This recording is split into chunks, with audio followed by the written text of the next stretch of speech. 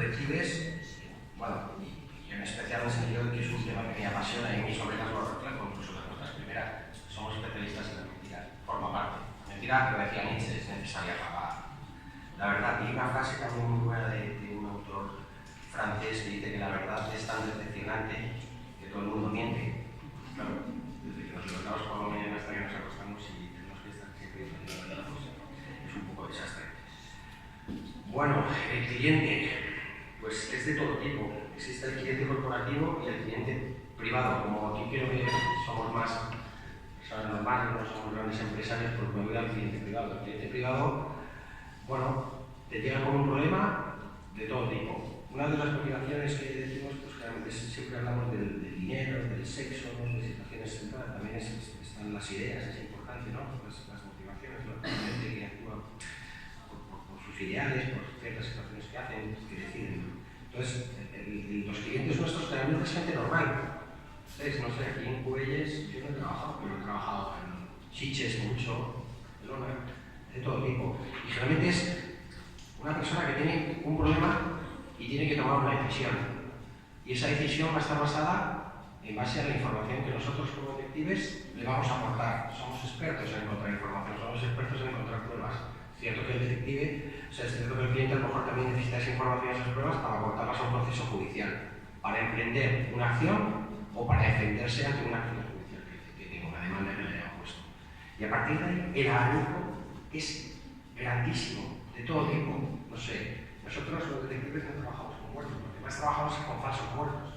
Es gente que dice que se ha muerto y entonces la familia presenta una demanda de indemnización y, bueno, mi segunda novela, no voy a hacer spoiler, pero bueno, es un falso muerto en Brasil, porque siempre esta gente contrata una póliza y qué casualidad que cuando van a su país de origen siempre mueren en un accidente. Hemos encontrado certificados de médicos que habían muerto.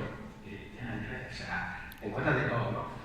Ahora más son falsos muertos. Pues a partir de ahí, pues nos podemos encontrar con cualquier tipo de cliente que tiene un problema.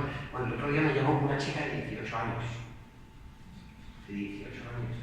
Yo creo que es la cliente más joven que me entró, que yo me quedé impresionado. Para buscar a un familiar, ¿vale? Que habían dejado con 18 años. Pues encontrar de todo tipo. Entonces, bueno, es muy gratificante, de verdad, lo digo. Yo me imagino que de conseguir trabajar, resolver los casos, no es la sensación de vida. Aquí cuando un cliente me dice, no, es que no, no lo estoy yo, estoy dando un servicio. Pero es cierto, ¿no? Os pasa a vosotros.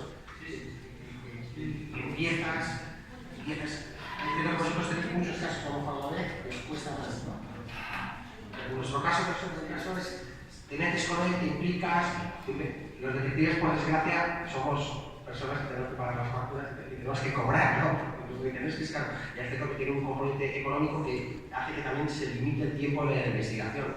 No, yo no puedo estar 10 meses con la investigación porque va a ser inviable económicamente. Bueno, pero puede estar el caso, intentas, ¿no? Pero mi cliente necesita en una semana o 2 semanas, que es más o menos lo que va a poder pagar. No va a poder pagar 4 meses. Entonces nos tenemos que meter de lleno en obtener las pruebas o la información. Además los clientes lo quieren todo ya. Entonces estamos realmente en una localización de una persona pues que en una semana, oye, dime ya algo, ¿no? Una investigación patrimonial, por ejemplo, la normalización de activos, hacemos mucho. A raíz de la crisis pasó, mucha gente sacó el dinero, ¿vale? Para ser declarado en quiebra, entonces estaba el dinero activos en Panamá, en paraísos fiscales.